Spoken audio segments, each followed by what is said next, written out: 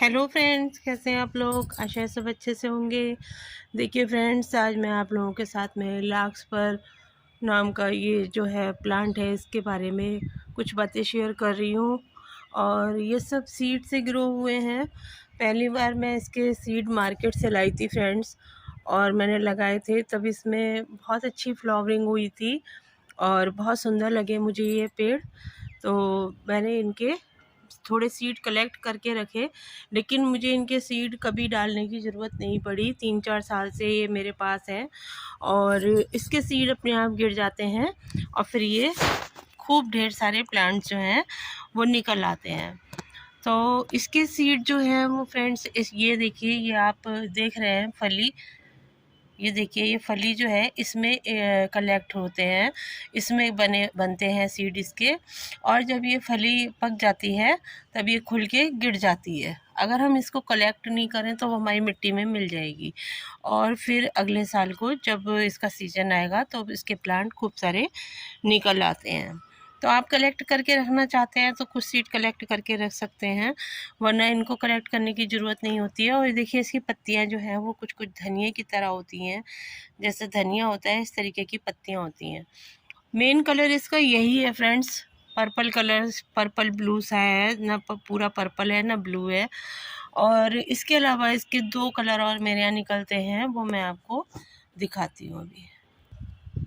तो देखिए फ्रेंड्स, ये इसका जो है वाइट कलर है लार्कस्पर का, और इसके अलावा एक पिंक कलर भी है, तो मैं आपको दिखाती हूँ। देखिए मेरे जेवलिना हॉलियक में कितनी अच्छी फ्लावरिंग हो रही है।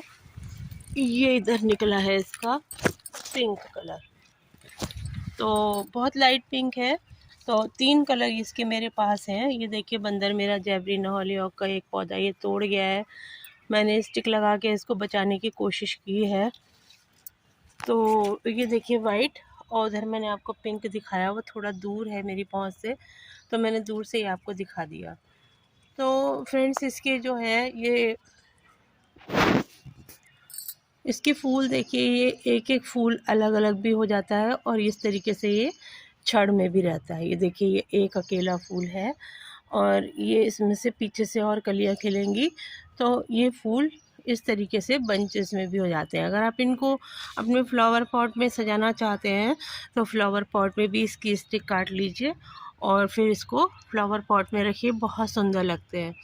इसमें किसी तरीके की स्मेल नहीं आती है फ्रेंड्स, और बस ये शो के ही जो है वो फ्लावर्स होते हैं। मैं एक फ्लावर आपको तोड़ के दिखाती हूँ। देखिए ये देखिए, जैसे हमारे गुलमेंदी के फ्लावर्स होते हैं उसमें भी कुछ कुछ इसी तरीके की पीछे नोक सी होती है और स्टिक में, डंडी में इसके फ्लावर लगा रहता है। और देखिए इसकी शेप कुछ अलग सी है और ऐसा लगता है कि कोई डॉल है, उसकी फ्रॉक है ये, और ऊपर से ये डॉल है और ये इसका ड्रेस है।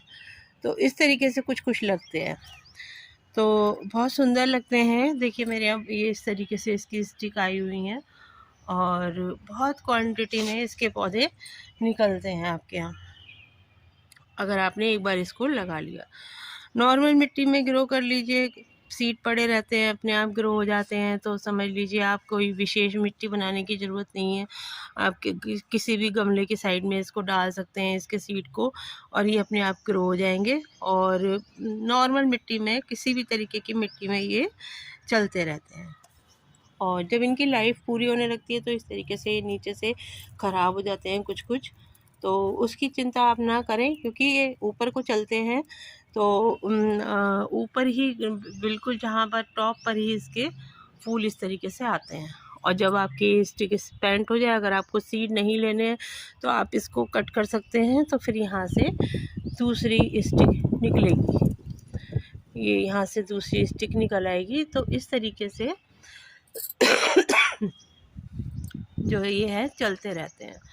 पिछले साल मैंने एक ये थर्माकोल के जो बड़े बॉक्स हैं इसमें बहुत ढेर सारे निकल आए थे, तो पूरा ऐसा लग रहा था कि जैसे ये लार्कस्पर का ये गार्डन है और अभी भी उसमें निकल रहे हैं पौधे। तो लेकिन अब शायद फ्लावरिंग पता नहीं होगी नहीं होगी, अब उसमें निकलने स्टार्ट हुए हैं और ये मेरे काफ़ी दिनों से चल रहे हैं। तो बस इसकी कोई ख़ास केयर नहीं करनी होती है, अपने आप ही फ्लावरिंग करता रहेगा ये और धीरे धीरे सीड बनाता रहेगा। फिर उसके बाद में ये पौधा ख़त्म हो जाता है। तो अगर आपको सीड कलेक्ट करने हैं तो आप टाइम से सीड कलेक्ट कर लें इसके, क्योंकि ये खुल के गिर जाते हैं। फर्टिलाइज़र फ्रेंड्स, इसको जो जैसे मेरे तो ये एक डहलिया का मैंने लगा रखा था, उसमें निकल आए थे। तो डहलिया तो मेरा नहीं चला क्योंकि सारी ताकत इन्होंने ही खींच ली। तो अगर आप किसी प्लांट के किनारे पे लगाना चाहते हैं, गमले में, पॉट में, तो आप ये समझ लीजिए कि आपको इसको, जो आपने मेन प्लांट लगा रखा है, वो उसकी सारी ताकत यही खींच लेगा। तो बेहतर होगा कि आप इसको अलग से लगाइए। तो और किसी पॉट में अगर ये निकल आते हैं तो आप इनको उखाड़ के दूसरी जगह लगा सकते हैं जहाँ पर यही लगे हों केवल। तो मैंने आपको ये भी दिखा दिया। देखिए मेरा डहलिया बिल्कुल नहीं चला ये, और इतना का इतना ही रह गया। और ये वाले प्लांट जो हैं, ये 3 प्लांट इसमें निकले थे, सारी एनर्जी इन्होंने ही ले ली इसकी। तो फर्टिलाइज़र की भी बात हो गई, धूप की, मिट्टी की, और पानी इसको आप मिट्टी इसकी मॉइस्ट रखिए। अगर सूख भी जाती है तो कोई बात नहीं है, क्योंकि इसके पत्ते इस तरीके के होते हैं कि उनके गिरने का कोई डर नहीं रहता है, क्योंकि ये घास की, धनिए की तरह होते हैं, तो इनका मुरझाने का कोई डर नहीं रहता है। तो पानी आप वैसे मॉइस्ट मिट्टी रखिए। देखिए मेरी मॉइस्ट है, इस तरीके की मिट्टी रखिए। मैंने इनको सुबह पानी दिया था, कुछ गमलों की सूख गई है, कुछ की नहीं सूखी है। तो इस तरीके से आप इसकी केयर कर सकते हैं, अपने गार्डन में लगा सकते हैं, अपने गार्डन को रंग बिरंगा बना सकते हैं। और अगर आपको मिल जाते हैं इसके सीड या फिर प्लांट, तो आप ज़रूर गार्डन में ऐड करिए, क्योंकि हम गार्डनर्स को तो जितने भी तरीके के प्लांट्स मिल जाए वो कम ही होते हैं। तो फ्रेंड्स, आज की वीडियो में इतना ही। अगर वीडियो अच्छी लगी हो तो उसको लाइक शेयर करिएगा, कमेंट करिएगा, और मेरे चैनल पर न्यू है तो सब्सक्राइब कर लीजिएगा। ओके फ्रेंड्स, मिलते हैं अगली वीडियो में किसी और टॉपिक के साथ। तब तक के लिए बाय।